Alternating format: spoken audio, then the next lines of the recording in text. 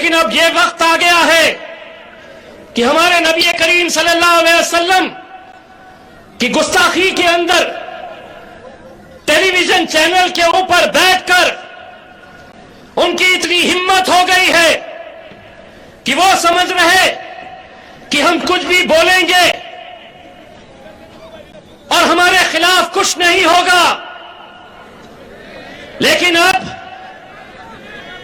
ऐसा नहीं होगा कि ये जो टेलीविजन चैनल वाले दिन दिन भर भोंकने का जो काम करते हैं, इन पे भी लगाम लगाने की जरूरत है।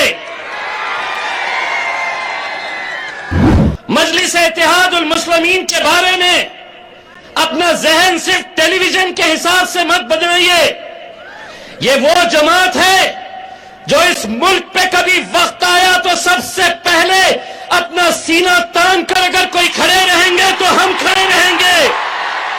और यकीन मानिए, यही आपका जोश और जज्बा है जो हम जैसों को हिम्मत देता है उनकी आंख में आंख डालकर लड़ने के लिए।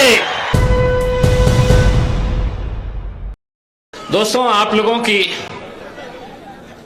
मोहब्बत, जोश, जज्बा देखकर मैं एक बात कहना चाहता हूं कि कल औरंगाबाद शहर के अंदर शिवसेना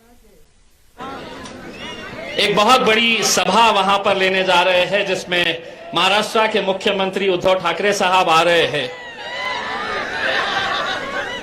और वो सभा को कामयाब बनाने के लिए किसी को 50 गाड़ी भरकर लाने के लिए कहा गया है, किसी को 100 गाड़ी भरकर लाने के लिए कहा गया है।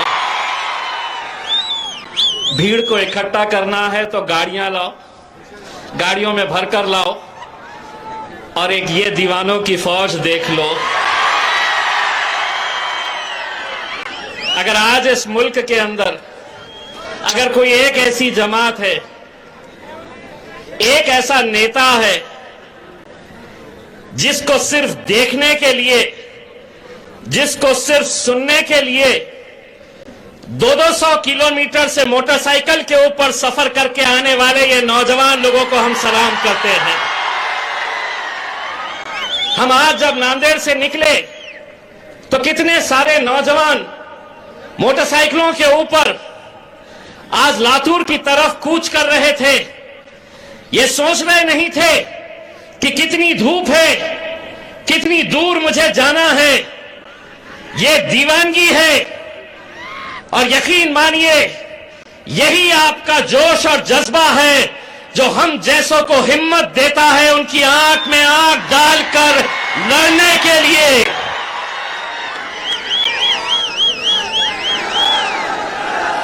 बहुत तकलीफ होती है मेरे भाइयों, लेकिन मैं क्या कर सकता हूं। इतनी तकलीफ होती है कि पहले तो ये अकेला था, अब 2 हो गए। और उससे ज्यादा तकलीफ ये भी होती है, ये बोलते तो है, अब ये दूसरा आया तो ये भी बहुत बोलता है।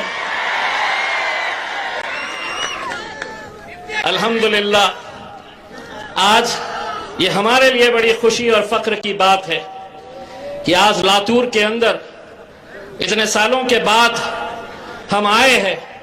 वही जज्बा, वही मोहब्बत देखने को मिल रही। मोहम्मद अली साहब को हमने यहां की जिम्मेदारी दिए है।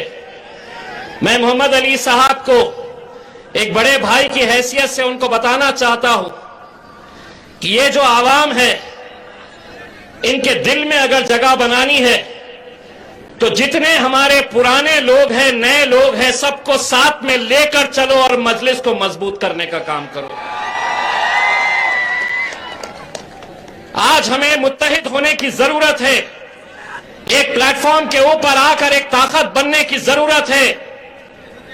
जैसा मोइन साहब ने बताया है कि आज हमारे खिलाफ, असदुद्दीन अवैसी साहब के खिलाफ, मजलिस इत्तेहादुल मुस्लिमीन के खिलाफ हर रोज तो कोई बोलता था, लेकिन अब यह वक्त आ गया है कि हमारे नबी करीम सल्लल्लाहु अलैहि वसल्लम की गुस्ताखी के अंदर टेलीविजन चैनल के ऊपर बैठकर उनकी इतनी हिम्मत हो गई है कि वो समझ रहे कि हम कुछ भी बोलेंगे खिलाफ कुछ नहीं होगा। लेकिन अब ऐसा नहीं होगा। भले ही भारतीय जनता पार्टी ने उस नुपुर नाम की महिला के खिलाफ कार्रवाई की है, लेकिन हम असद साहब से कहना चाहते हैं, ये गुजारिश करना चाहते हैं कि ये जो टेलीविजन चैनल वाले दिन दिन भर भोंकने का जो काम करते हैं, इन पे भी लगाम लगाने की जरूरत है। ये हमें तय करना है। मुंह खोले, जबान खोले कि सिर्फ जहर उगलने का काम कर रहे। ये मुल्क की खूबसूरती है। मैं तमाम पुलिस वालों को यह बताना चाहता हूं, मजलिस इत्तेहादुल मुस्लिमीन के बारे में अपना जहन सिर्फ टेलीविजन के हिसाब से मत बनाइए। ये वो जमात है जो इस मुल्क पे कभी वक्त आया तो सबसे पहले अपना सीना तान कर अगर कोई खड़े रहेंगे तो हम खड़े रहेंगे। लेकिन आज हमें किस नजरिए से देखा जा रहा,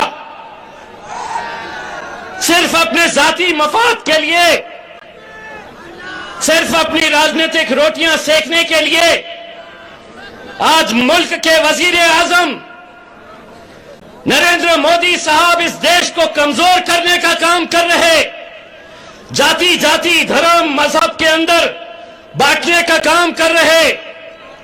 लेकिन उनको भी सुन लेना चाहिए, तुम कितनी भी कोशिश कर लो, ये मुल्क इंशाअल्लाह हमेशा एक ताकतवर मुल्क, जहां पर हिंदू मुस्लिम सिख ईसाई आपस में है, भाई भाई बनकर ही रहेंगे।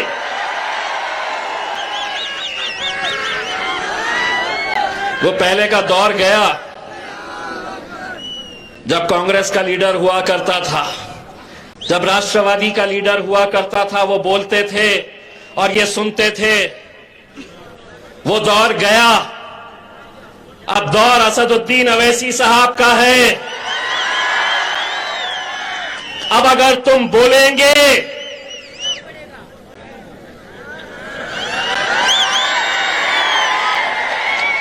अब अगर तुम बोलेंगे तो तुम्हारे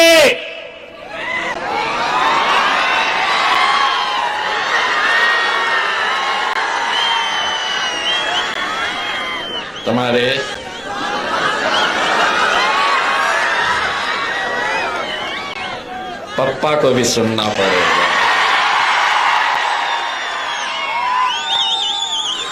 इस मुल्क के ऊपर जितना इख्तियार, जितना अधिकार दूसरे जाति धर्म और मजहब के लोगों को है, उतना ही अधिकार, उतना ही इख्तियार हमारा भी है। आज मुझे ये बताते हुए खुशी होती है कि जब मैं पार्लियामेंट के अंदर, जिस पार्लियामेंट के बारे में कहा जाता था कि ये बैरिस्टर असदुद्दीन अवैसी एक अकेला एमपी है, तंज करते थे, मजाक उड़ाते थे और कहते थे कि ये अकेला है और अकेला ही रहेगा। लेकिन अल्हम्दुलिल्लाह आप लोगों की दुआओं की वजह से अब असद भाई के पीछे मैं भी जाकर बैठता हूं। और कई बार आपने देखा होगा जब असद साहब बोलने के लिए खड़े रहते हैं और सामने से कोई कुछ बोलता है तो मैं बोलता, चल बैठ बे बैठ। यही तकलीफ सताती है। और मैं उनको ये कहता हूं कि हम तो सिर्फ दो हैं, और उनको याद दिलाता हूं, खास तौर से भारतीय जनता पार्टी को याद दिलाता हूं कि हो सकता है आगे चल के हमारी भी हुकूमत आ जाए इस मुल्क के अंदर। तो मुझसे पूछते हैं कैसे आएगी। मैं उनको बताता हूं, आज से 25 साल पहले भारतीय जनता पार्टी के पूरे मुल्क में, पूरे देश में कितने एमपीज थे?